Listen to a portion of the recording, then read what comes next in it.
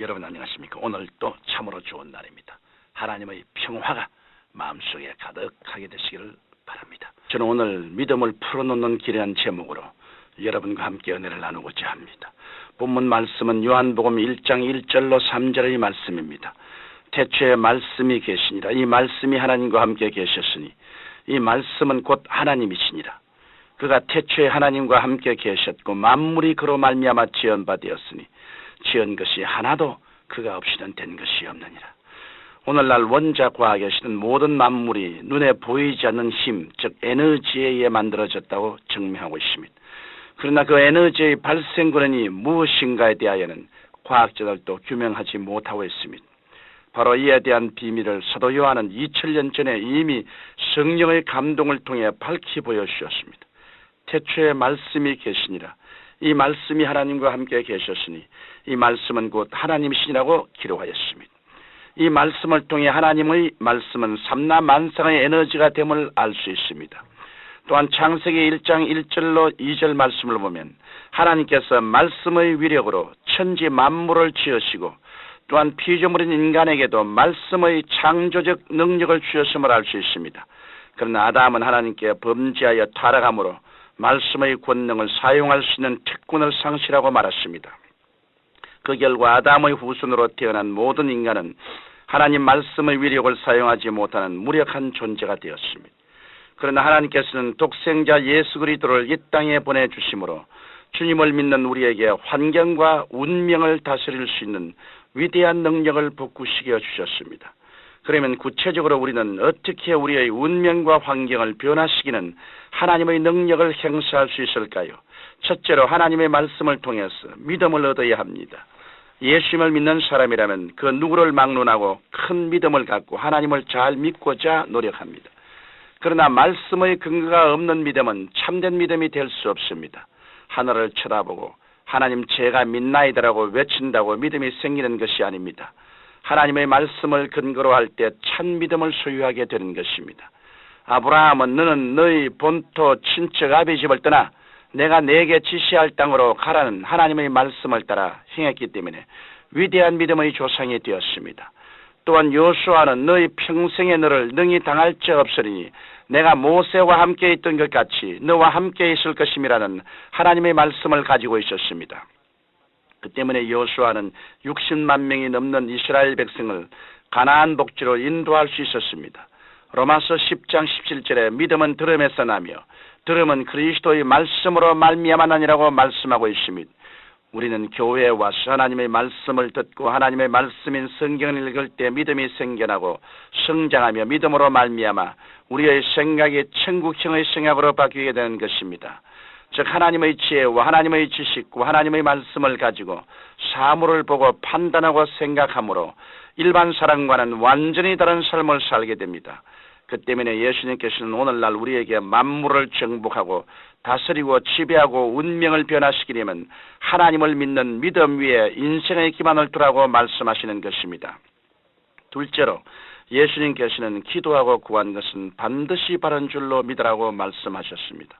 하나님의 말씀을 믿을 때 무엇이든지 할 수 있다는 긍정적인 사고방식을 우리가 가지고 있다면 그 다음 단계는 무엇이든지 기도하고 구한 것은 받은 줄로 믿어야 합니다. 한 쌍의 남녀가 결혼해서 부부가 되면 그들은 얼마든지 어린아이를 가질 수 있는 가능성을 가지게 됩니다. 그러나 부인이 실제적으로 어린아이를 잉태했을 때만이 비로소 아기를 가졌다는 확신을 가질 수가 있습니다. 마찬가지로 우리가 예수님을 믿고 하나님의 말씀을 받아들이면 부부가 어린아이를 가질 수 있는 가능성을 갖고 있듯이 우리에게도 언제나 기적을 산출할 수 있는 가능성을 갖고 있습니다. 그러나 그것은 어디까지나 가능성이지 실체는 아닙니다. 우리 아기를 잉태하듯이 소망을 실체화해야 됩니다.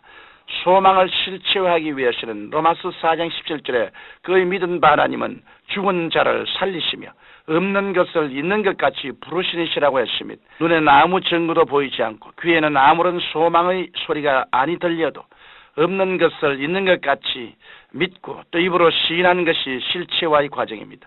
우리가 믿음으로 구하고 이미 받은 줄로 확신할 때 그 믿음은 창조적인 에너지로 변화됩니다. 기적은 이런 창조적인 에너지를 통해서 산출되는 것입니다. 그러면 믿음을 창조적으로 풀어놓기 위해서는 어떻게 해야 할까요? 우리는 믿음을 입술로 시인함으로 믿음을 창조적인 것이 되게 할 수 있습니다. 로마서 10장 9절로 10절에 내가 만일 내 입으로 예수를 주로 시인하며 또 하나님께서 그를 죽은 자 가운데서 살리신 것을 내 마음에 믿으면 구원을 얻으리니 사람이 마음으로 믿어 의에 이르고 입으로 시인하여 구원에 이르느니라고 했습니다. 우리의 마음속에 믿음이 생기면 계속 입술로 시인함으로써 믿음을 창조적인 에너지로 풀어놓아야 합니다. 예를 들어 병으로 고생하여도 기도로서 병이 나았던 확신이 오면 곧장 내 병은 고침받았다. 나는 이제 병마로부터 놓여났다고 입으로 시인해야 합니다. 그래야 할 때 우리는 창조적 역사가 일어날 수 있도록 믿음의 에너지를 풀어놓는 것입니다. 생활 문제도 마찬가지입니다. 비록 지금은 많은 고난이 있다 할지라도 우리는 부정적인 생각과 가난의식을 몰아내야 합니다. 그리고 믿음을 입술로 시인하여 창조적인 에너지를 풀어놓아야 합니다. 마태복음 18장 18절에 무엇이든지 너희가 땅에서 매면 하늘에서도 매일 것이요 무엇이든지 땅에서 풀면 하늘에서도 풀리리라고 했습니다. 또한 마가복음 16장 17절에는 믿는 자들에게는 이런 표적이 따르리니라고 했습니다. 우리의 믿음을 입술로 시인하여 환경을 지배할 때 하나님의 역사가 우리에게 나타나는 것입니다. 오늘날 수많은 사람들이 신앙생활에 실패하는 이유는 믿음의 생활과 어느 생활에 일치되지 못하기 때문입니다. 교회에 와서 말씀을 듣고 성경을 읽을 때는 강한 믿음을 가졌다가 교회 밖에 나가면 곧장 부정적인 생각으로 돌변하여 그만 마음속에 생긴 창조적 에너지를 무산시키고 맙니다. 이제 주님을 섬기는 우리는 각자가 살고 있는 가정과 직장과 사업장을 변화시킬 수 있습니다. 하나님께서 아담에게 만물을 다스리고 정복하도록 주신 고난을 그가 타락함으로써 잃어버렸지만 우리는 예수 그리스도 안에서 그 고난이 복구되었기 때문에 승리의 생활을 할 수 있습니다. 우리는 이제 운명과 환경의 노예가 아니라 오히려 그것을 정복하고 다스리는 권세자가 된 것입니다. 사랑하는 청취자 여러분, 창세기 1장 28절을 보면 하나님께서는 아담과 하와를 창조하시고 그들에게 복을 주시며 이르시되 생육하고 번성하여 땅에 충만하라 땅을 정복하라고 말씀하셨습니다. 인간을 향한 하나님의 뜻은 이와 같이 적극적이고 성공으로 가득합니다.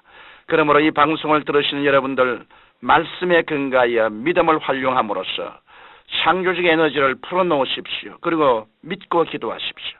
그래야 할 때 여러분은 운명과 환경을 다스리는 위대한 승리자들이 되실 것입니다. 사랑하신 아버지 하나님, 우리가 마음속에 말씀을 받아들이고 이것이 이루어진 것을 마음속에 꿈꾸고 강하고 담대하게 시인하는 생활을 하게 하여 주옵소서. 예수님 이름으로 기도드립니다. 아멘.